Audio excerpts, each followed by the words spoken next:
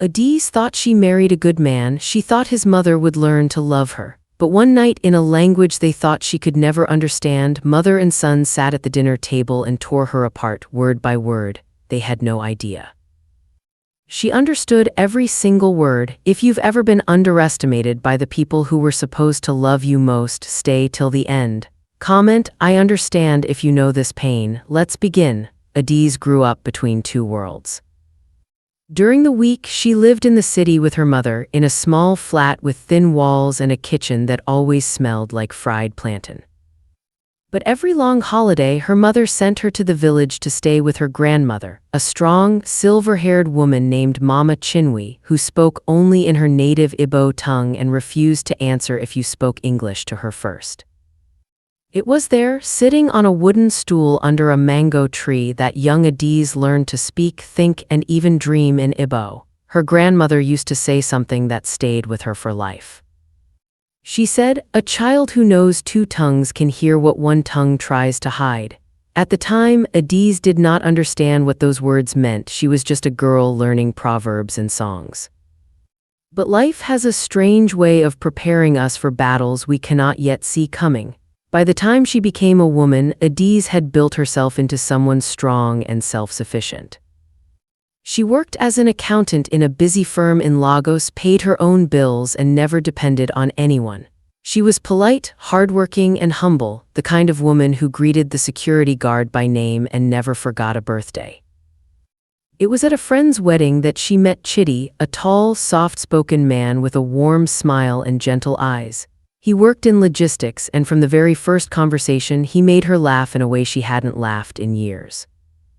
He complimented her intelligence, not just her looks. He asked about her dreams, not just her availability. For a woman who had been disappointed by men before, Chidi felt different. He felt safe. Within a year, they were engaged.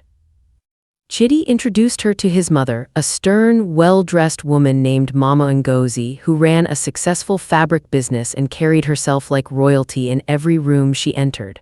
From their very first meeting, something felt off. Mama Ngozi's smile never reached her eyes.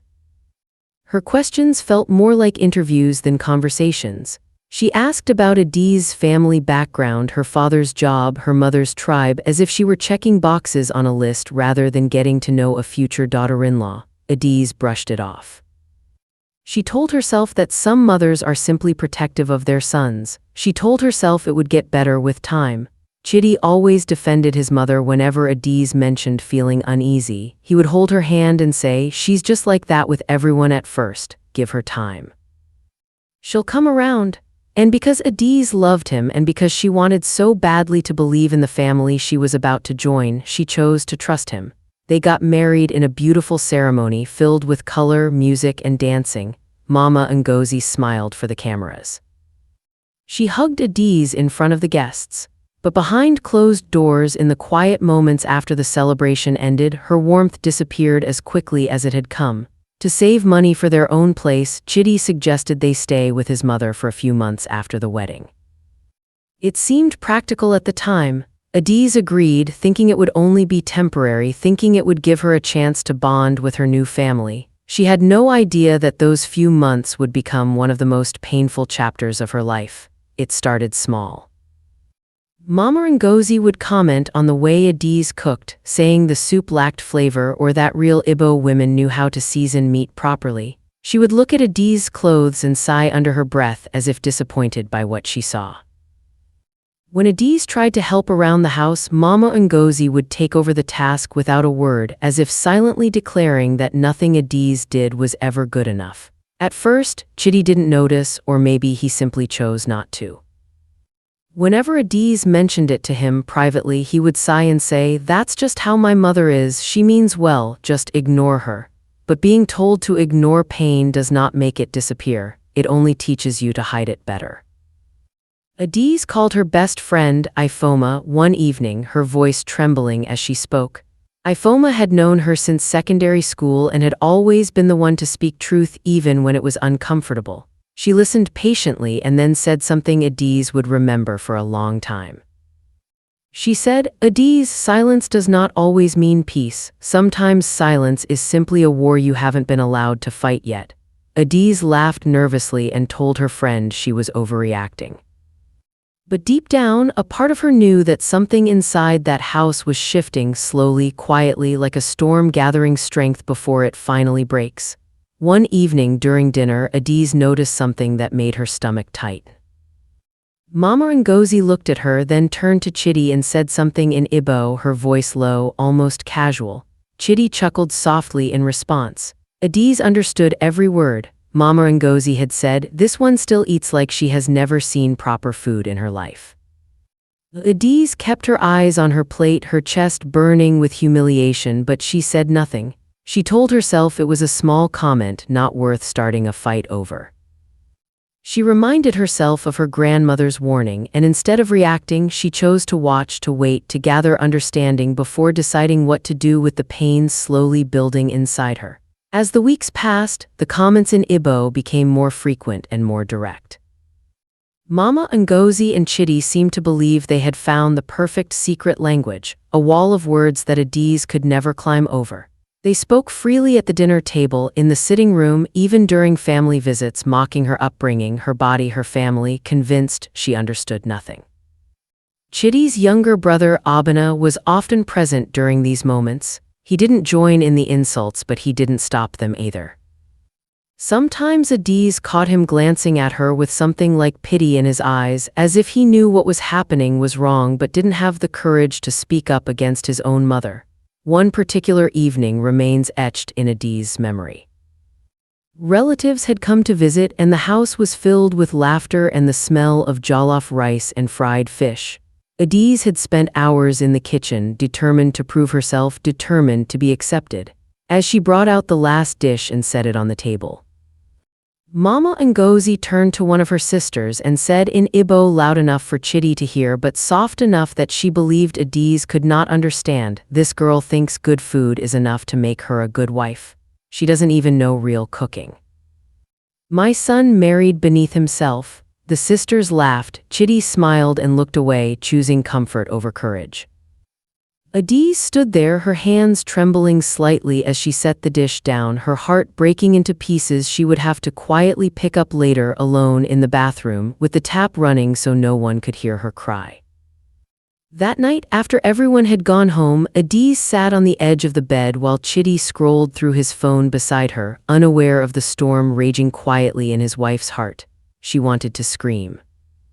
She wanted to ask him how he could sit there and laugh while his mother humiliated her, but she remembered her grandmother's words. "A child who knows two tongues can hear what one tongue tries to hide." She was not ready yet. She needed proof. She needed patterns. She needed to be sure that this wasn't just one bad night but a habit, a belief, a quiet cruelty repeated so many times that no one could deny it. Once she finally spoke, days turned into weeks. The insults did not stop. If anything, they grew bolder because Mama Ngozi and Chidi believed they had gotten away with it every single time. They began saying things so cruel that even recalling them made Adaeze's chest tight.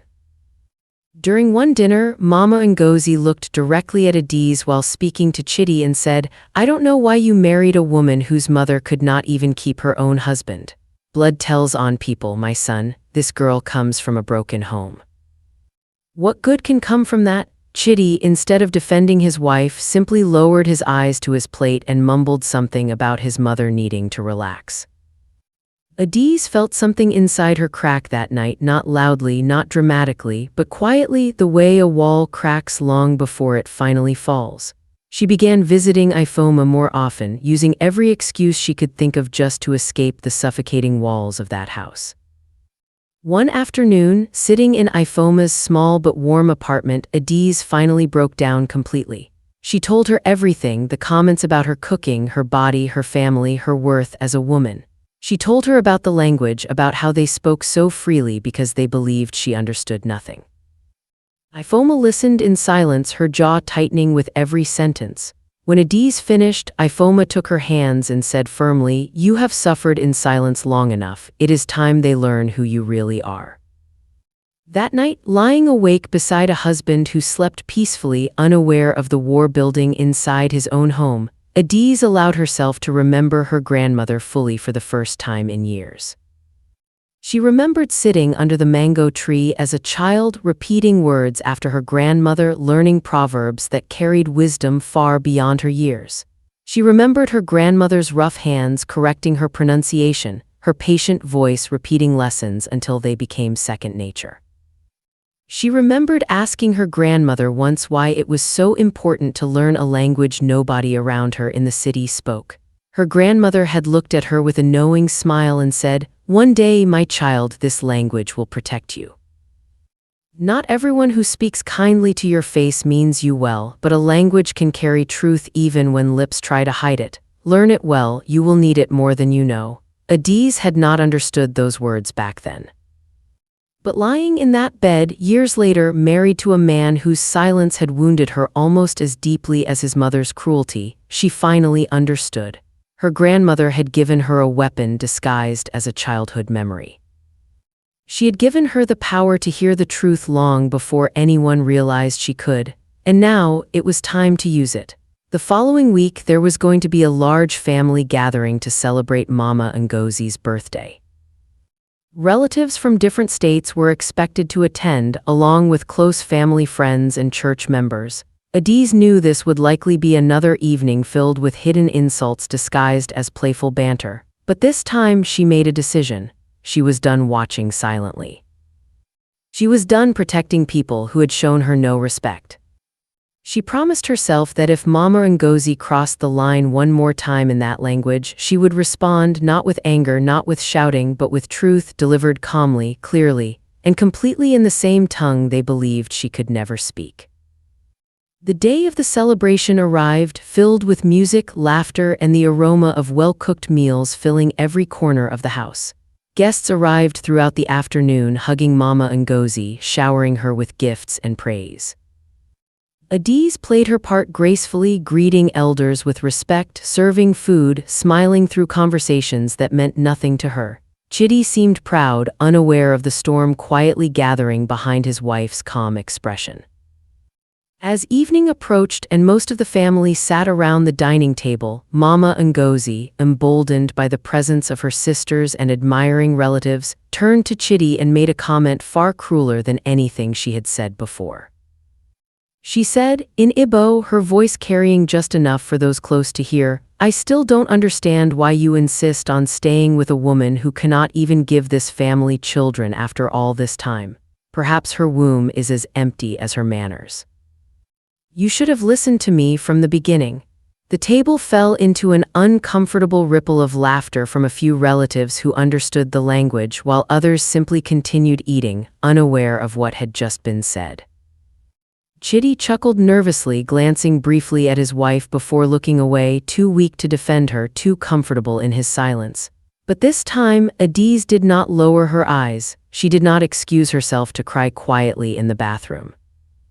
She placed her fork down gently on her plate, straightened her back, and looked directly at Mama Ngozi. Then, in fluent, clear Igbo, she repeated exactly what had just been said, word for word, her voice calm but unwavering. She said, "You just said my womb might be as empty as my manners and that my husband should have listened to you instead of marrying me. Did I understand you correctly, Mama?" The room fell into complete silence. Forks stopped moving, conversations died mid-sentence. Mama Ngozi's face went pale, then rigid with shock as the weight of the moment crashed over her. Chidi turned to his wife, his mouth slightly open, disbelief written across his face. Relatives who had laughed just moments earlier now sat frozen, realizing that every insult spoken freely over the past months had been heard, understood, and remembered by the very woman they believed could not understand a single word. Adaeze continued, her voice steady despite the storm inside her chest. She told them about her grandmother, about the years spent learning the language under a mango tree in the village, about every insult she had swallowed silently for months while trying to be patient, humble, and hopeful. She looked at Chidi and said something that cut deeper than anything his mother had ever said to her. She said, "I forgave the words because I hoped my husband would defend me, but silence, Chidi, is also a language. And yours has spoken louder than anything your mother has ever said. The room remained silent as Adaeze stood up from the table, her hands trembling slightly but her spirit finally free of months of buried pain. She walked calmly toward the bedroom, leaving behind a family stunned into an honesty they never expected to face. Abena, who had watched quietly for months, finally found his voice. He turned to his mother and brother and said loud enough for everyone to hear, "She just did what none of us had the courage to do. She told the truth." That night, after the guests had left in awkward silence, Chidi came to the bedroom and found his wife sitting quietly by the window, staring into the darkness outside. He did not know what to say at first. He simply sat beside her and, after a long pause, apologized, his voice breaking as the weight of his cowardice finally caught up with him. He admitted that he had always known his mother's comments were cruel, but he had convinced himself that staying silent would keep peace in the house. Adaeze listened to him without interrupting, her heart heavy but strangely lighter than it had been in months. She told him that peace built on someone else's suffering is not peace at all. It is simply a quieter form of war. In the days that followed, the family dynamic shifted in ways nobody expected. Mama Ngozi, humiliated in front of relatives she deeply respected, retreated into herself, avoiding conversation, avoiding eye contact, avoiding the truth she had been forced to confront. It was Pastor Adaeze, the family's longtime pastor, who eventually stepped in to mediate a private conversation between Adaeze, Chidi, and Mama Ngozi. He reminded them all that respect is not something earned through fear or silence, but through honesty and humility. During that difficult conversation, Mama Ngozi, for the first time in years, allowed herself to speak about her own past, revealing that she too had once been mistreated by her own mother-in-law decades earlier, made to feel small, unworthy, and constantly compared to another woman her husband had once loved. She admitted, through tears she rarely allowed herself to show, that she had unknowingly repeated the same cycle of cruelty she once swore she would never inflict on anyone else. Adaeze listened carefully, feeling a strange mixture of anger and compassion rise within her. She understood pain intimately now, both the pain of receiving cruelty and, through Mama Ngozi's confession, the pain of carrying wounds so deep they eventually spill over onto innocent people. But understanding someone's pain did not mean excusing the harm they caused. Adaeze made it clear, calmly but firmly, that she would no longer tolerate disrespect, whether spoken in English or hidden in Igbo. She told Mama Ngozi that respect must go both ways in any household, and that silence, especially from her own husband, would never again be mistaken for peace. Chidi, humbled by the events of that night and the honest conversations that followed, finally began standing up for his wife in ways he had never done before. He apologized to Adaeze repeatedly, not just in words but through actions, defending her openly whenever his mother attempted old habits. Correcting family members who tried to make light of what had happened and making it clear to everyone that his wife's dignity mattered as much as his own peace of mind. It was not an instant transformation. Old habits rarely disappear overnight, and there were still uncomfortable moments in the months that followed. But slowly, painfully, and honestly, the family began rebuilding itself on a foundation far more solid than the one it had started with. Months later, Adaeze and Chidi finally moved into their own home, a small but comfortable space that felt, for the first time, entirely theirs. Family visits became less frequent but far more respectful. Mama Ngozi, though still proud and set in her ways, made noticeable efforts to speak kindly, to ask Adaeze about her day, to compliment her cooking honestly instead of comparing her to some imagined ideal of a perfect wife. It was not perfect, healing rarely is. But it was real, and real is often far more valuable than perfect. Looking back on everything she endured, Adaeze often thought about her grandmother's words under that mango tree so many years ago. A child who knows two tongues can hear what one tongue tries to hide. She realized that her grandmother had not just given her a language. She had given her patience, wisdom, and the quiet strength to wait for truth to reveal itself in its own time. She learned that silence is not always weakness. Sometimes it is simply strategy, a moment gathered before the storm that finally sets things right. Adaeze's story teaches something many people forget in the middle of their pain: respect is not something you beg for. It is something you demand through your actions, your patience, and eventually, your voice. No one has the right to disrespect you simply because they assume you will never understand, never notice, or never find the courage to speak up. Whether it is a hidden language, a quiet comment, or a silence that wounds deeper than words, the truth always finds its way to the surface eventually. If this story touched you, like, subscribe, and share it with someone who needs to hear it. Comment your thoughts below. Which part hurt you the most? Tell me.